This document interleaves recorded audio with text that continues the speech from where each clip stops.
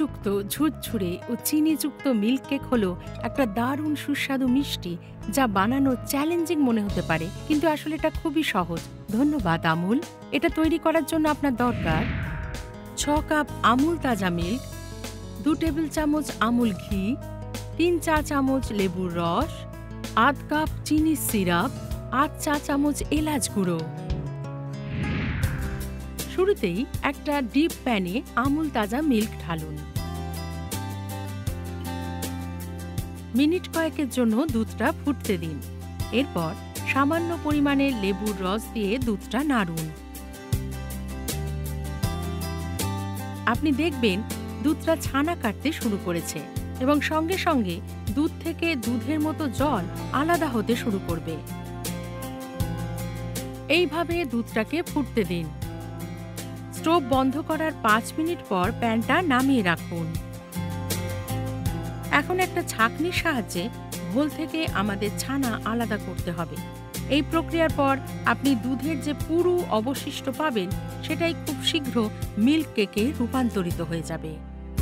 আরেকটা প্যানে খানিকটা আমুল ঘি দিয়ে গলতে শুরু করলে তার মধ্যে জমাট দুধ দিয়ে দিন। তারপর ঘির মধ্যে ভালো করে নাড়ুন।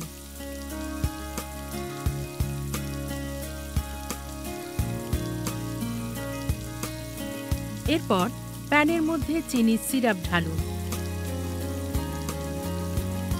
মিনিট কয়েক মিশ্রণটা ভালো করে নাড়তে থাকুন।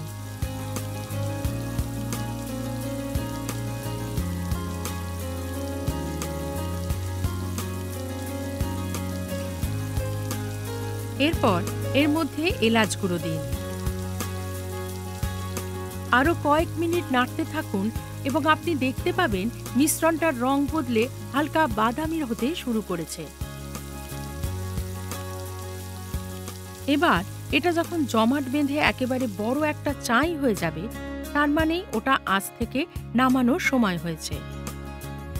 এখন ওটাকে কেকের মতো একটা সঠিক আকৃতি দিতে মিল্ক কেকের মিশ্রণটা ছাঁচের মধ্যে ফেলুন। তারপর খুব সাবধানে উপর থেকে উল্টে পরিবেশনের প্লেটে বসান। আলতো করে ছাঁচটা তুলে নিলেই আপনি একটা নিখুঁত আকৃতির মিল্ক কেক বেরিয়ে আসতে দেখবেন। এটাকে আরেকটু বেশি মুখরোচক করতে কয়েকটা ডালিম দানা ও পুদিনা পাতা দিয়ে সাজিয়ে দিন।